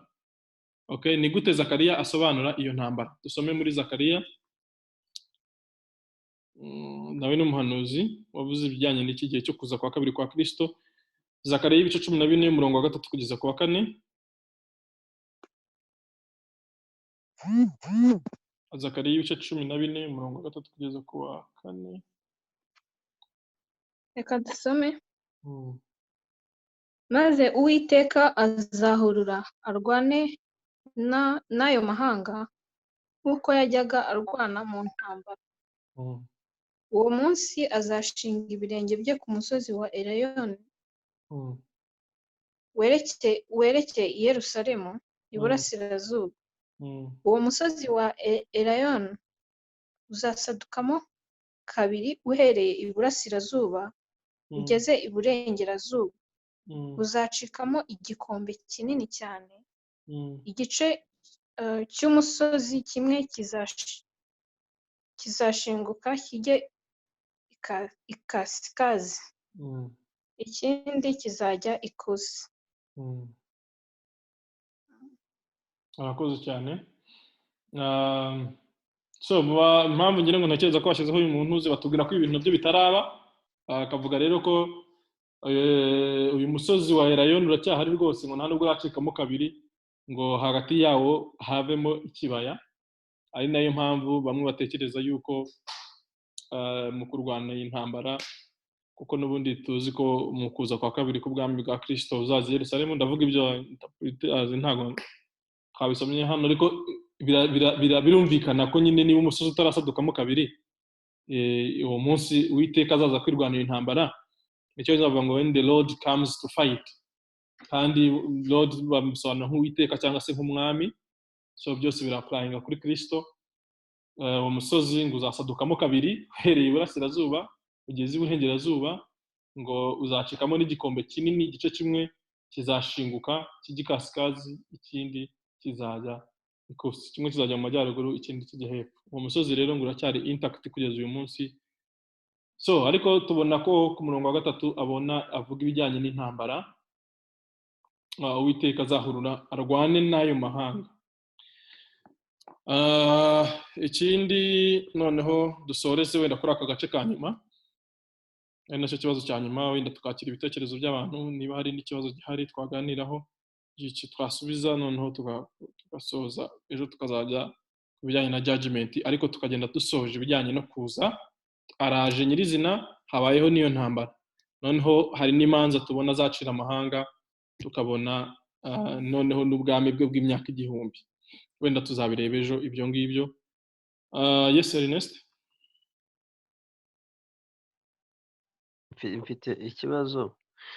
Ndakomeje kumva bavuga Bible ivuga intambara Imana izaza kurwana, nkibaza se ukurikije ushyize muri logique, Imana izaza kurwana intambara n'umuntu, wagira ngo ni nk'ikintu gikomeye cyane kizaba kiyirwanya.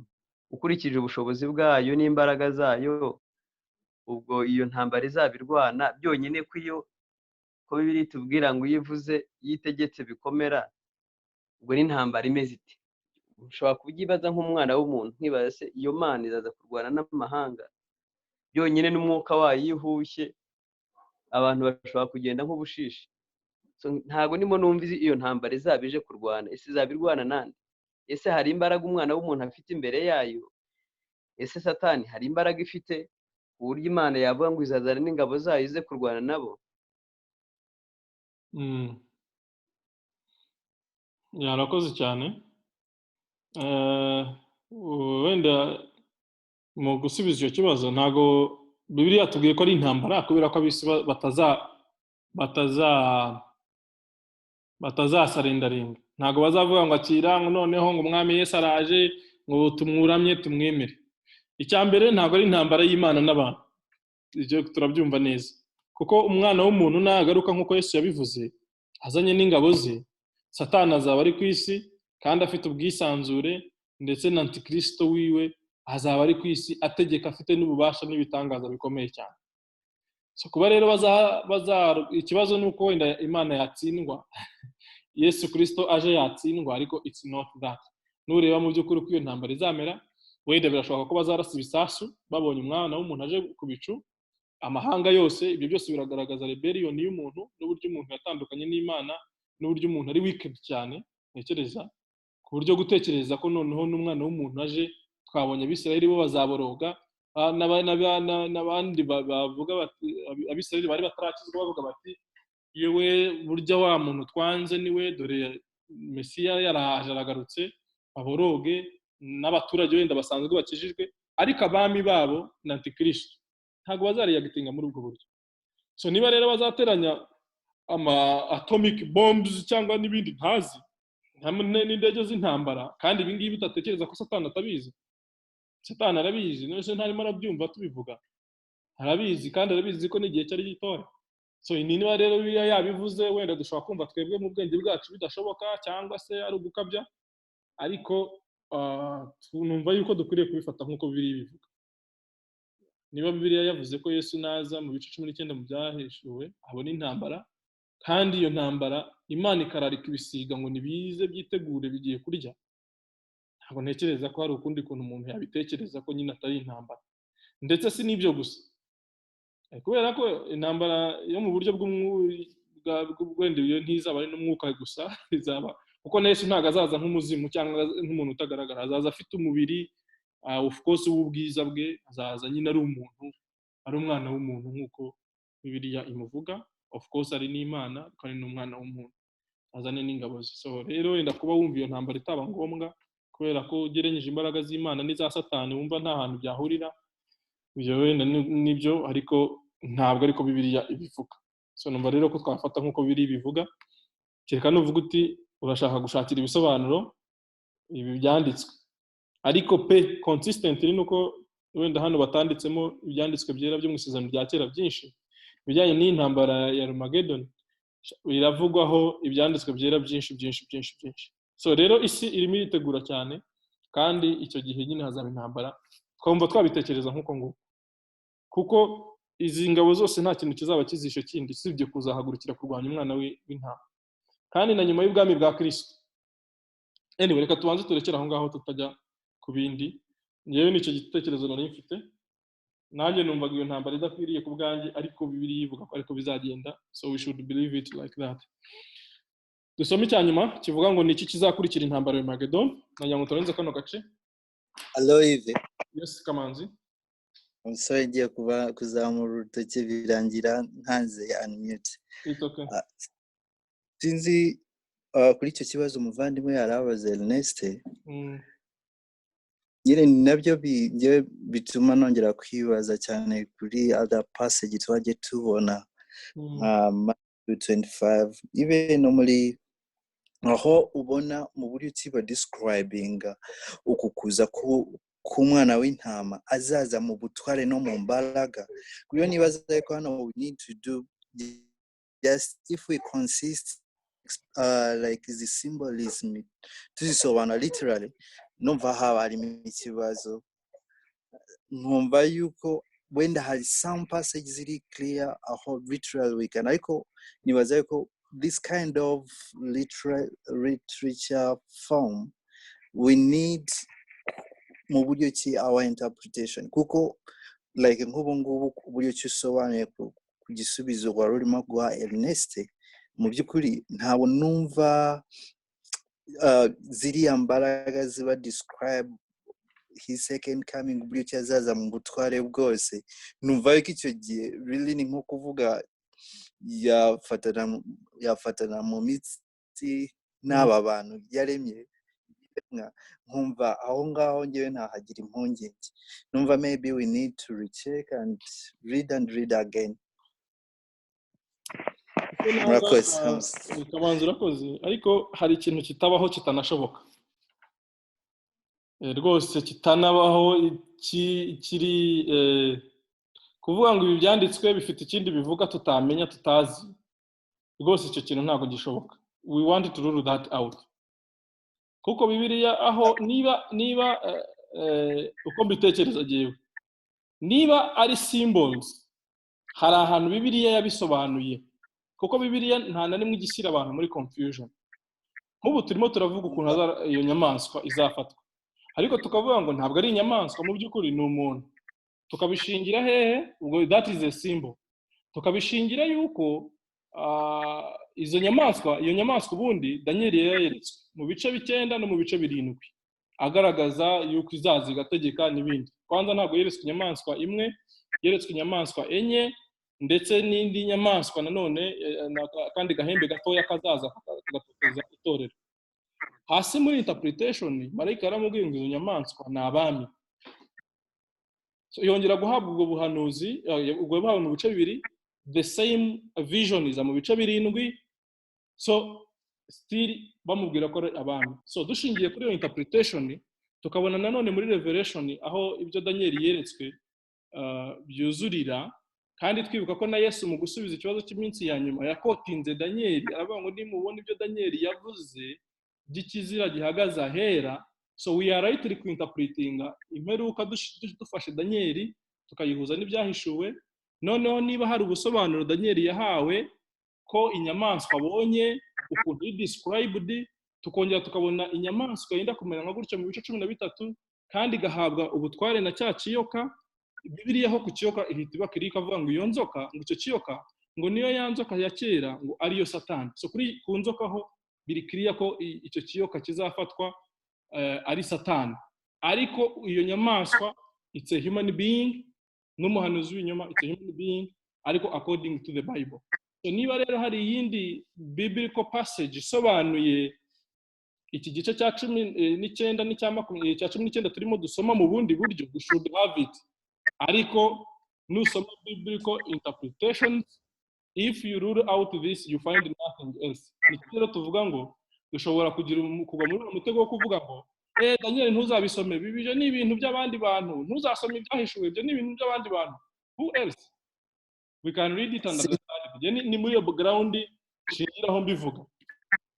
Umva Eve, numva nemeranya nawe kuri iyo principle yuko Imana yaduhaye ijambo ryayo, kandi mu by'ukuri iyo tuyisomye cyane cyane niyo urebye even the same book iki turimo gusoma cya Revelation, umwanditsi atangira avuga ngo blessed are those who read that book, kugira ngo ni chapter niba tari chapter 1 verse 3. I do agree with you yuko mugiye dusomye, ariko nanone my point is urabona nk'ubu tuzagenda we pick this chapter like kind of brushing around the chapters, ariko iki cyane uyu mwanditsi yandika uhereye no mu bice bya mbere afite ikintu he want to communicate, ikindi afite audience abantu yandikira. Nibaza ko mu gihe tutakoze ibyo ngibyo mu by'ukuri ntabwo twakora justice cya kintu wavugaga iriya principle, nanone ntabwo twaba tuyubahiriza yo kureba reka dutega amatwi. Ariko urabona nk'ubu turimo tugafatana nka chapter nka 20, ariko really ibyo arimo kuvuga muri 20 bifite context from all away from chapter 1. Nibaza yuko njyewe n'ibyo ngibyo that was my concern, ariko ndemeranya nawe yuko Bible is not a covered book, is an open book, a uncovered book. Ntabwo ari inyanja nk'uko abantu babivuga. Ikindi dufite Mwuka Wera abasha kudufasha, ariko nkibaza ko nanone ni byiza nanone mu buryo twayihawe tuyisoma muri ubwo buryo. Now that is my point. If we are going to read this book of Revelation, nkagute numva yuko it can be hard kumenya ibyo avuga hano mu gihe ntazi it was under which circumstance, what is the original reader, but you see the first church kuko abo yandikiye, what did they get nyine gihe bumvaga ibingibi n'iki bagetinze. Rero from there we can apply, tukamenya ni nabyo byadufasha kumenya the meaning of those symbol, tukamenya aho tugomba kubifata literally naho tugomba kubifata as a symbol. Murakoze. Kamanzi rakoze, ariko still hari ikibazo dasubije.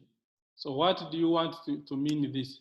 Ngewe reka mbahe urugero, biratuma nshyiraho na video for the purpose of this. I like the discussion, by the way, ndabikunda cyane iyo tudiskita. Hano ngewe mfite ari Bibiliya, murayibona gutya. Yitwa Bibiliya yera ifite ubusobanuro, yakozwe n'umuryango wa Bibiliya mu Rwanda. It's a very big Bible. Yitwa Bibiliya yera ifite ubusobanuro, hano byarasibitse. So igiye ifite commentaire zuko abasobanuzi ba Bibiliya basobanura ibintu. Iyi yakozwe n'umuryango wa Bibiliya mu Rwanda. Fite iyindi Bibiliya nanone y'Icyongereza, Study Bible ya New King James Version. Yasobanuwe wenda n'abandi b'Abanyamerika. Iyi ni fite kandi ka Bibiliya gatoya kandi New Testament nanone gafite ibisobanuro. So rero iyo muri usomye uko aba basobanuzi bose bagenda basobanura consistently, they are from different backgrounds. Ari umuryango wa Bibiliya mu Rwanda, ari iyi ngiyi ya New King James Version, ari n'aka ngaka gatoya. Iyo ubisobanukiwe, iyo ubisomye urabisobanukirwa, ukumva Daniel neza, ubuhanuzi bwa Daniel buraba fulfilled ubireba muri Revelation. So consistently niko babisobanura, ntabwo ari jewe ndi hano kuvuga ibindi bintu, ariko nkurikije ibyo basobanura nanjye nkasoma ibyanditswe. Ubwo ibyo tubigiyeho, noneho iyi nyigisho ya New Life in Christ iyi nta hantu ihuriye na muntu n'umwe muri aba bantu bose. Aka gatabo murakabona kamaze imyaka n'imyaka gakoreshwa, ministries nyinshi na churches nyinshi, ntago I mean nakamenyeye no muri new generation. Reka nze nkwerekana irimo mbereka mu kanya how they design the prophecy of the end time. Exactly, murabona ko twize dukoresheje izindi mfashanyigisho kuri ibi bijyanye n'iminsi ya nyuma, nta hantu bihuriye rwose ahuriye n'aba bantu. Ari umuryango w'Bibiliya mu Rwanda, ari n'abasobanuye. Exactly, dore iki gishushanyo bashushanyije kiragusobanurira neza. So rero tugiye kuvuga ngo niba ibi basobanuye tudafite ibindi twebwe tubona muri Bibiliya bisobanuriwe, nta n'ikibazo binaduteje yewe n'ibyo twize, usibye kuvuga gusa ngo ngewe mu bwenge bwanjye ndumva nta mpamvu Imana yarwana. Personally mbahaye ubuhamya, sinumva uburyo Daniel yasenze ku munsi wa mbere akumva Imana ikohereza marayika uvuye mu ijuru akarwana n'abatware ngo n'abadayimoni bo mu kirere, bakamubuza gushyikiriza Daniel ubutumwa kugeza iminsi 21. Kugeza naho abo badayimoni bahangara marayika w'Imana Gaburiyeli waje kuri Mariya kumubwira ko azabyara umwana w'Imana, kugeza aho Daniel akeneye deployment, Imana ngo ikohereza Mikayeli akajya kumufasha agatsinda abo principalities ba Persians. How can ni gute umumarayika wabisobanura utuko umumarayika aba resisted n'imbaraga z'abadayimoni mu kirere? How do you explain that? Imana ni Imana ishoboye byose, niyo yaremye nawe badayimoni, niyo yaremye Satani, ni nayo izamuciraho iteka. Ariko si ubwo umumarayika wayo yamutumye gute umumarayika waciriweho iteka agacibwa mu ijuru agahinduka ikivume yamuresisting? So for us mu bwenge bwacu ntabwo tubyumva, ariko ntabwo ari ukuvuga ngo nasomye Bibiliya ngewe iki gice kirimo kiransobanurira gutya na gutya. Ibyo rero bibaye ari ukoho byaba bifite ishingiro, tukavuga ngo okay, hari views ebyiri. Hari abavuga ngo iyi ntambara wenda se ni intambara ya kabiri y'isi yose yabaye, wenda se ni intambara ya mbere y'isi yose, wenda se ni intambara ya Amerika muri Vietnam irimo irashushanya ibi. Ibyo twabivuga tuti se wa mugani koko abanyamerika ko bagiye muri Vietnam bakarwana, turabihuza dute na Bibiliya? We should have a certain explanation. Noneho itubwira ko ibi ngibi dufite wenda byaba bifite ikibazo, ariko ntabwo twavuga ngo ngiye mu bwenge bwanjye ngo ni gute Imana ngo yahangana. Twafata byinshi mu kwiga, ariko read even chapter 20 irangira, chapter 21 tuzasoma nejo.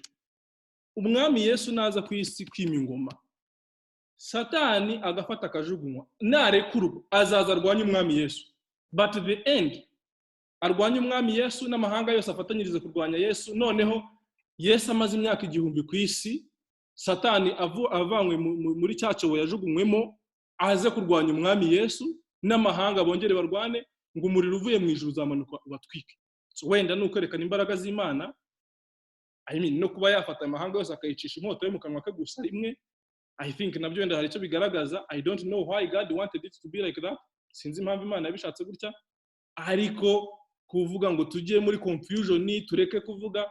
There is no other interpretation as far as I know, jewe ibyo nasomye cyangwa nasomye insobanurira neza ibi ngibi kurusha ibi, usibye kukubwira ngo ibi bintu bishobora kuba bifite ikindi bisobanuye ariko nanjye ntazi, which I cannot accept.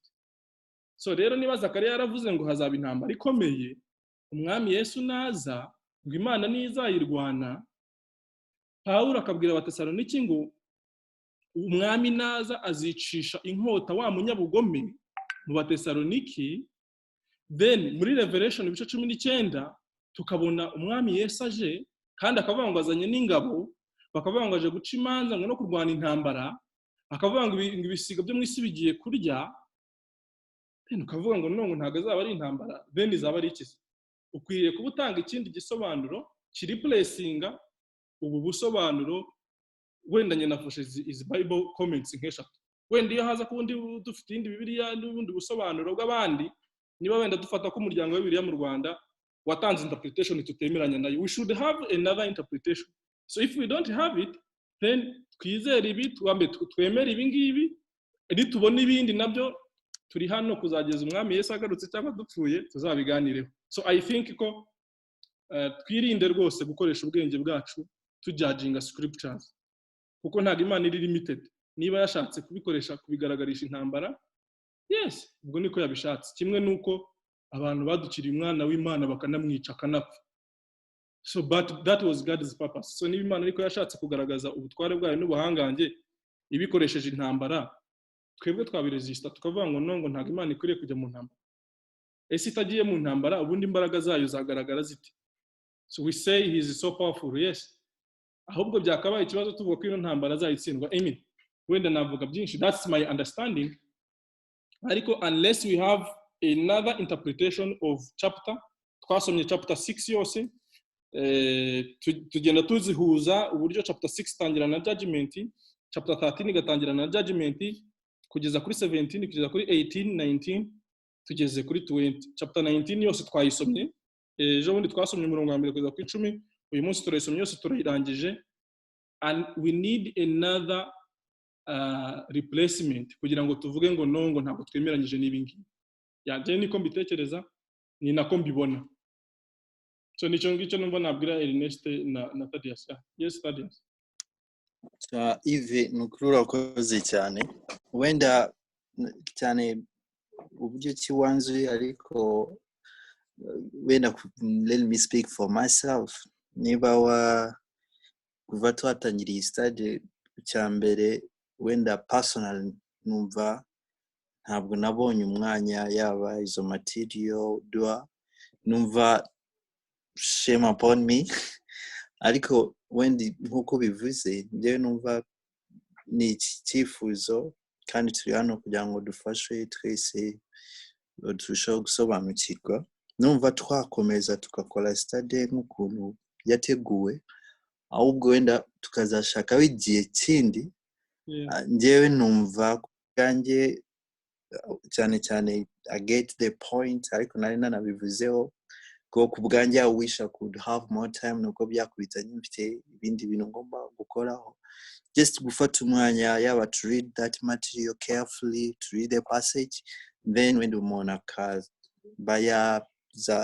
avuga this and this, numva yuko ngiye kubwanjye cyane icyo kintu urangirizeho, numva cyazamfasha wenda in future twazabipanga, niyo twafatamo umunsi muri ziriya meeting tujya duhura, then umuntu rero akagaruka tureba iyo study, kuko iyi study ni nkaho nyine hari ibyateguwe barimo baradufasha kureba muri different passage. Numva yuko it would be better, ngewe kubwanjye navuga ngewe ufite ikibazo, I need to take that time to read izo material zose, gusoma Bibiliya, then wenda wa mugani umuntu akavuga ibintu afite aho abishingiye. Ariko kubwanjye what I sense, si ukuvuga yuko material yose ufite ikibazo, ariko cyane cyane kuri this end time, as you numva some passage buryo kiziri kuba interpreted, nibaza yuko maybe I need to check more. Thanks, when I'm sorry ntabunongera to cause trouble. Ariko maybe in future, like when tabipange tuzagaruka, ariko umuntu yagize umwanya wo kwitegura bihagije. Murakoze cyane Kamanzi. I think jewe mu byukuri I like it, kuko banishimiye ko nyine turi hano turi abantu barenga 10 kugira ngo tuganire, nyine tugire ibyo twunguka, kandi abantu bafite views zitandukanye. Biraruta ko nicara jewe nkasoma ibindi byanjye nkabifata uko mbyumvishije. So rero iyo maze kumva ikintu neza nkakibayinga, ndimo ndababwira kuri jewe rwose antiri mbonye ikindi kintu nyine kimbwira, kuko nasoma byinshi, ugasoma ibintu byinshi ukavuga uti uyu muntu kabisa ntabwo nkomvinsinze kubera ko icyanditswe iki n'iki kiramugonga na kiriya kiramugonga. So ariko n'ubundi kuba ufite time, kuko iyi material twarayisharinze kuva mbere, narabwiye musome ibyahishuwe kuva, if possible read the whole book. Ntabwo byagufata amasaha 2, at least uhita wumva context nkuko ubu tugeze mu mico 19 bavuze ngo ya nyamaswa kandi inyamaswa batangira kuyivuga kuva kuri chapter 13 at least twabibonyeho gato. Tugiye muri Danieli kusoma igitabo cya Danieli ni isaha nayo ntishobora ifite ibice 12 kandi igice kimwe kigiye gifite imirongo itari myinshi, nabyo ntibishobora gufata igihe kirenze isaha. So biba byiza, ariko wenda ko tutabonye umwanya, icyo nangaga gusa nuko twajya tuvuga ngo iki ndacyanze kandi nta kindi mfite kigisimbura. Yeah. So numva twasoza Ben, sinzi icyo Ben ashakaga kuvuga. Yeah, thank you Yves, thank you Kamanzi. Icyo nagira ngo mvugeho ni kimwe nanjye, it's to supplement the discussion. Ubundi tugiye tuganira tukajya muri yes ntabonekemo debate, eza dushobora kuba tubeshyana cyangwa se ntacyo tubizeho. So two of you mutumva mufite nde concern, ndahamye ko no mu yindi minsi yatambutse hari debate twagiye tujya zitandukanye. So buri muntu wumva atabyumva atanyuzwe nta kibazo, feel free. Aha ni hagati muri twe, ni muri bene data amahirwe dufite. Ntago twagiye kuri televiziyo turi babiri turi abakristo ngo duhakanyane in public, umwe ab'umukristo undi ab'umuhakanyi. So be comfortable and be at ease. Nimwumve ko hari ikibazo kirimo, kuko iki ni kimwe mu byo twifuza twakabaye dukora buri munsi kugira ngo tubashe gufata ijambo ry'Imana. Hari verse ivuga ngo icyuma girtyaza ikindi. So there's no any way we can sharpen each other to the challenging. Na umuntu atavugisha uko abyumva, tutavuga interpretations dufite zitarizo cyangwa se zirizo, cyangwa bigafasha abantu kujya uko biganira. So I encourage everybody, nibwo mbona abantu bamaze kugenda ari benshi, ariko I encourage abagihari n'abandi muzabasha kuganira, be at ease, be comfortable, tuvuge ku ijambo ry'Imana, tuvuge perception zose. Nje actually I get encouraged iyo tubashe kubiganira tukayiburana. Umuntu niba hari abantu babiri as partners or colleagues bakaba wenda bataburana ngo babituhe kuri group akayibazanya bombi, still it's fine.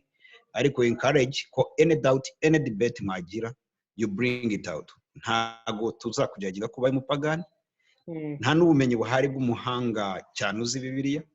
Twese dufashwa nuko tuyisoma, nuko tubyumva.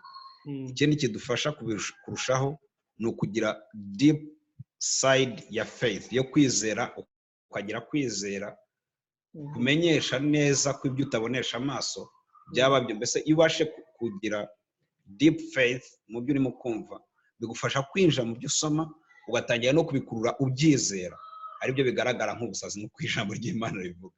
Ariko friends, colleagues, take it at ease, kandi mwumve ko umurimo w'Imana uri mu kujya mbere muri ubu buryo. Icyo rero numvaga nanjye ntabareka ngo turangire gutyo umwe ya projecting undi yesistinga. Ababyumva ku ruhande bashaka kugira ngo it's not the right way, but that's what we want. Bikunze twazajya dutajya tudebatinga, tukaburana, tugabrowsing a Bible, tukinsisting on all corners, nibwo twafata verse imwe tukamara umunsi wose. Just byaduha the sharp side of it, no kugira faith kugira ngo ejo umuntu atazakuburanya. Nje inyamaswa nayiburanyijwe maze gukizwa. Sorry to take some time again.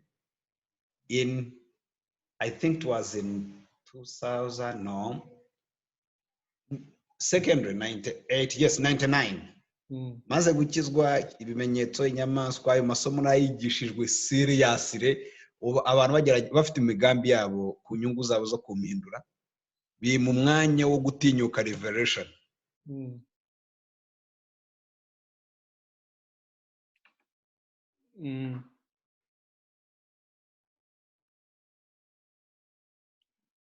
So dusoze.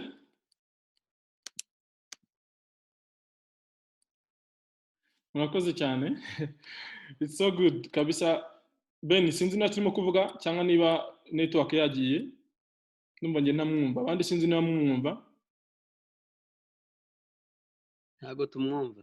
Okay, Ernest wakomeza nawe dusoza, ariko nanjye mfite indi meeting nshaka kujyamo. Turengejeho hafi yose. Ntago ndi butinde. Ntago ndi butinde. Mu by'ukuri byavuze nanjye nibibyari ku mutima wanjye. Buriya ibyo tuzi bikeya ku ijambo ry'Imana bishobora kudukiza kuruta ibyinshi tutazi. Niko ngiye asobanurira abantu.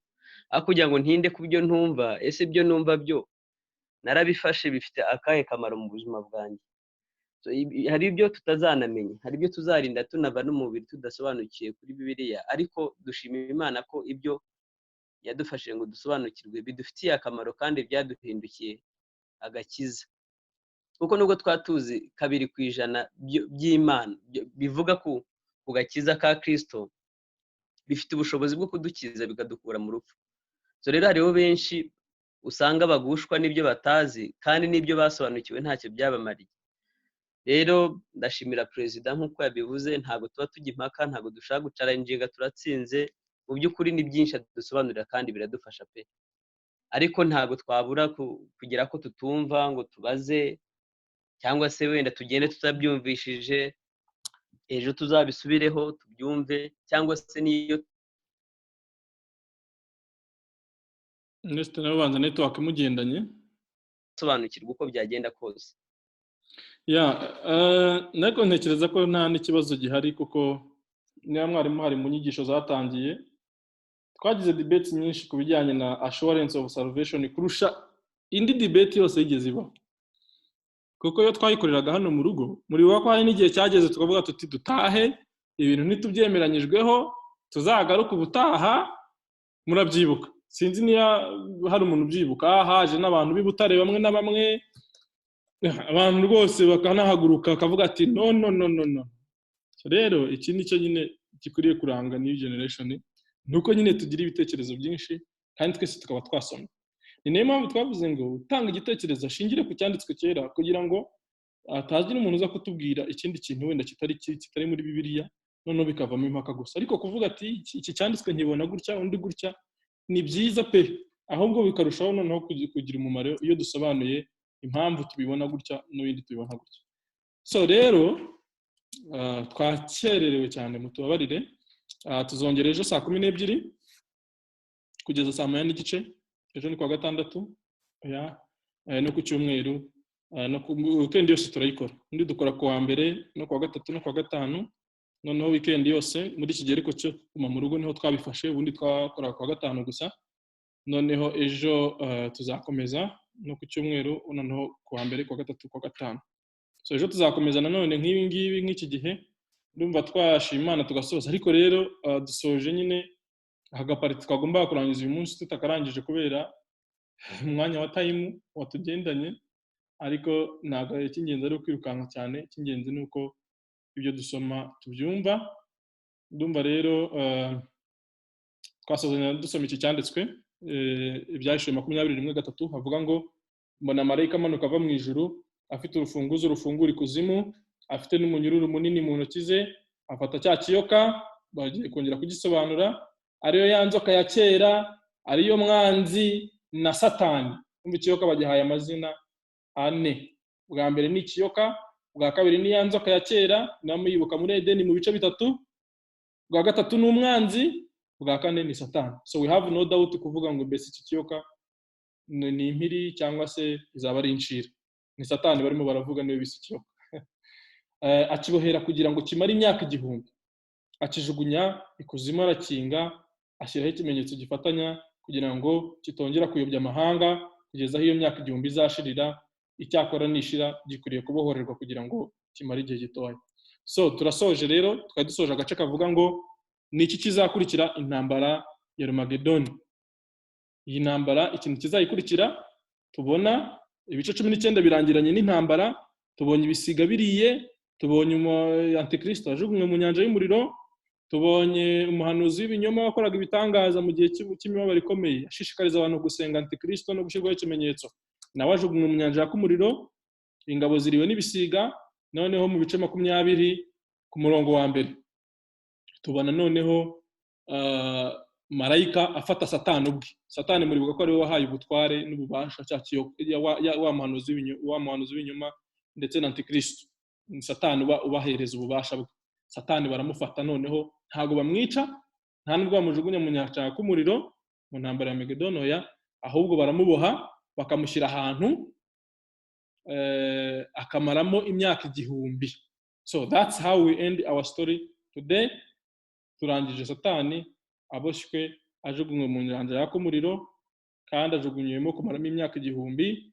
Ntago apfuye, ntago ajugunywe mu nyanja y'umuriro.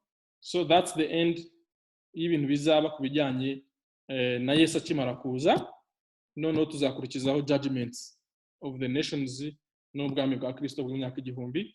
Tekereza ko ejo byose tuzarangizanya, wenda hakaba hasigaye ibijyanye n'umunsi w'urubanza rw'imperuka uzaheruka ibintu byose bijyanye n'iminsi ya nyuma. So niba ndatekereza ko nta kibazo gihari kuri ibice 20, nuko tubisobanura, nuko tubisomye mu byanditswe, turabifata nk'uko nguko, kereka hadizindi uduhindi interpretation itari iyi ngiyi. Otherwise mwakoze cyane kandi mwakoze kutwihanganira kujya impaka, kubera ko wenda bishaka kubofendinga, kuko tumenyereye ko twicara nyine umuntu akaza akatubwira ibyo yateguye, twaba tutabyemera, twaba tubyemera tukavuga ngo mina. Hano rero nk'ubu tuba dufite ubwisanzure buhagije tudisikasinga tukavanaho ikintu twemera. So Imana ibaho umugisha kandi mwakoze cyane n'abagiye mbere. Wenda ndaza gusharinga audio ndetse tubishyira no kuri YouTube, n'izindi n'inyigisho zabanje zose mushobora kuzibonaho banditsemo New Generation i Kigali, mutamubibona ko kuri channel hariho inyigisho zose zabanje n'ingi ndararanyishyizeho. So nsoza rero Imana ibaho umugisha, mwakoze cyane. Nasabaga Chantal niba ari hafi soze ashima Imana, twese dusengane nawe. Of course twasomye ibintu byinshi, twadiscussinze byinshi, ariko umwuka wera akomeze kudusobanurira, ariko cyane cyane bitugirira umumaro iyo twiga ibijyanye n'uburyo Imana izahora, birushaho kumva dutinye kandi dukwiriye no kwishyiraho umwete kugira ngo dukize bene wacu batazajya muri aba ngaba bazajugunywa mu nyanja yaka umuriro, ndetse n'abazagerwaho n'umujinya w'Imana. Thank you. Dusenge. Mana nziza, turagushima kubw'urukundo rwawe.